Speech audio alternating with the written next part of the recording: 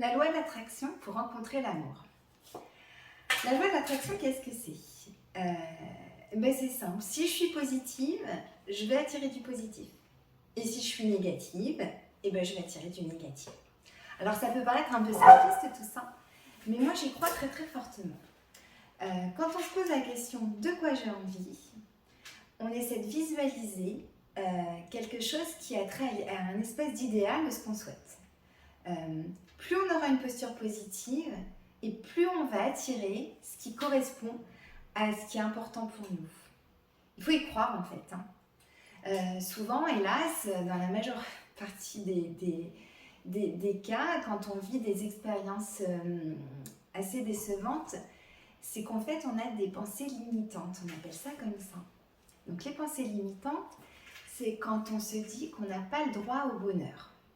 On ne sera jamais heureux en couple, l'amour c'est pas fait pour nous, que de toute façon on n'attire pas les bonnes personnes, on trouve personne qui nous corresponde.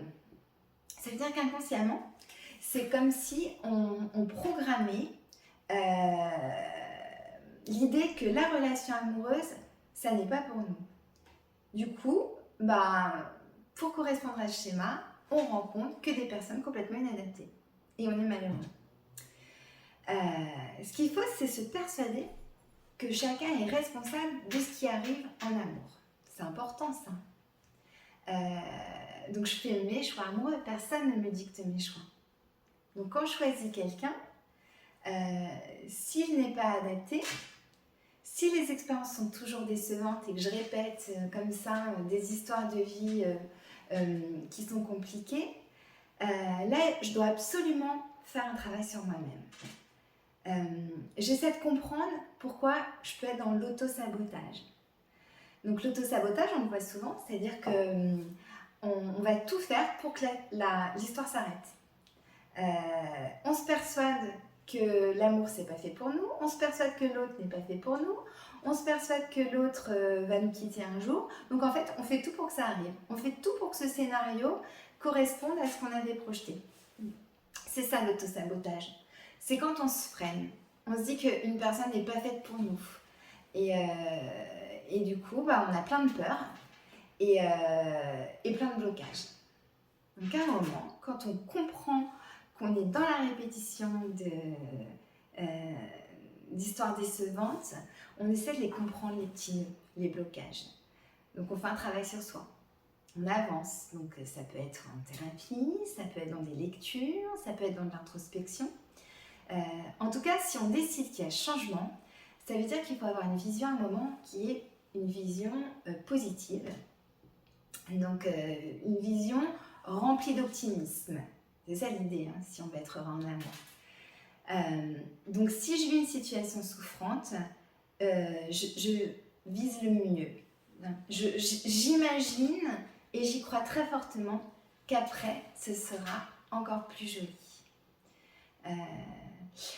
Parce que quelquefois, on se programme des schémas de pensée où on se dit que notre vie est compliquée, que l'amour c'est pas fait pour nous, qu'effectivement tous nos choix amoureux nous rendent déçus et on est rempli des illusions.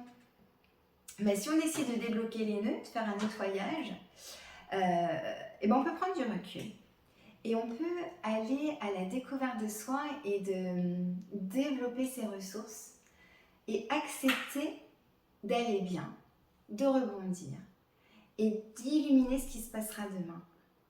Donc à ce moment-là, j'ose la rencontre. Je la visualise avec quelqu'un qui m'est adapté. Je ne me limite pas à des personnes dont je ne suis pas fière, des personnes que je ne respecte pas spécialement, des personnes que je ne trouve pas lumineuses. Il n'y a pas de raison. Chacun peut tomber amoureux d'une personne qui est brillante et qui la rendra heureuse, évidemment.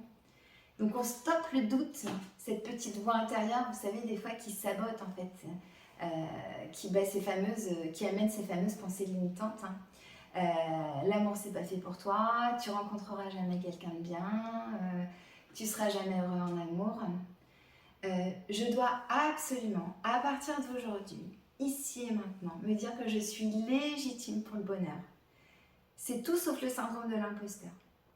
Le syndrome de l'imposteur, c'est que je me dis, bah non, ça peut pas m'arriver à moi, c'est pas possible. Je n'y crois pas, je me sens pas capable, je me sens pas légitime.